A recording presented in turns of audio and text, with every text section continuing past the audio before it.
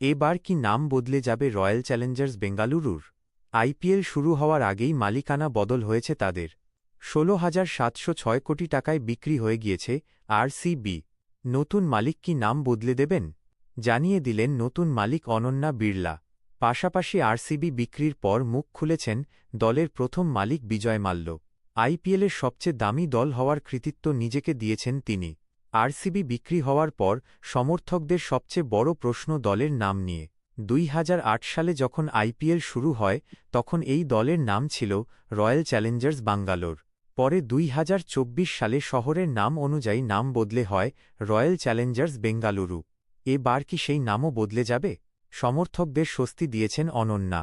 আদিত্য বিড়লা গোষ্ঠীর কর্ণধার কুমার মঙ্গলম বিড়লার কন্যা অনন্যা নিজের ইনস্টাগ্রাম স্টোরিতে লেখেন, ১৬,৭০৬ কোটি টাকায় আরসিবি বিক্রি হয়ে গিয়েছে। আদিত্য বিড়লা গোষ্ঠী, ডেভিড ব্লিটজার ও ব্ল্যাকস্টোনের কনসোর্টিয়াম আরসিবি কিনেছে।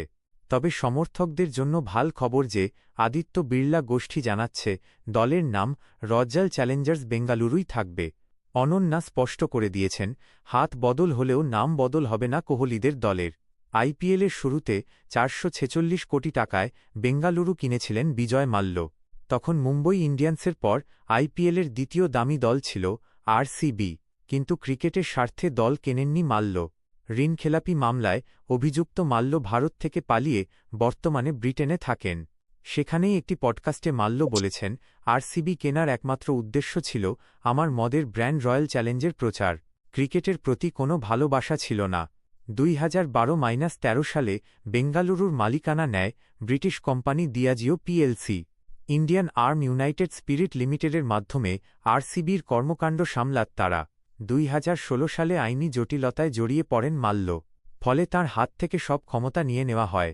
তারপর থেকে দিয়াজিও পুরো দায়িত্ব সামলাচ্ছিল। ২০২৪ সালে দলের নাম রয়্যাল চ্যালেঞ্জার্স বাঙ্গালোর থেকে বদলে রয়্যাল চ্যালেঞ্জার্স বেঙ্গালুরু করে তারা। ২০২৫ সালে প্রথমবার আইপিএল জেতেন কোহলিরা। তারপরেই দল বিক্রি করার পরিকল্পনা করে দিয়াজিও। শেষ পর্যন্ত ১৬,৭০৬ কোটি টাকায় সেই দল কিনেছে আদিত্য বিড়লা গোষ্ঠীর নেতৃত্বাধীন কনসোর্টিয়াম। তবে আরসিবির দাম এতটা বৃদ্ধি পাওয়ার কৃতিত্ব নিজেকেই দিয়েছেন মাল্য। এক্স হ্যান্ডলে তিনি লেখেন, ২০০৮ সালে যখন ৪৫০ কোটি টাকা দিয়ে বেঙ্গালুরু কিনেছিলাম তখন অনেকে হেসেছিল, ভেবেছিল আমি পাগল। সেই পাগলামির দাম পেলাম। আমার পাগলামির জন্যই বেঙ্গালুরু এখন আইপিএলের সবচেয়ে দামি দল। প্রথমবার থেকে বেঙ্গালুরুতে খেলেন বিরাট কোহলি। তিনিই একমাত্র ক্রিকেটার যিনি দল বদল করেননি। সেই কৃতিত্বও নিজের কাঁধে নিয়েছেন মাল্য।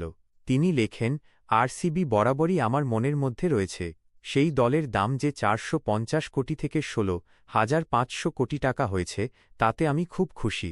আমি কোহলিকে দলে নিয়েছিলাম। ও এখন বিশ্বের সেরা ক্রিকেটার। ২৮শে মার্চ থেকে শুরু এবারের আইপিএল। প্রথম ম্যাচেই খেলতে নামবে গতবারের চ্যাম্পিয়ন বেঙ্গালুরু।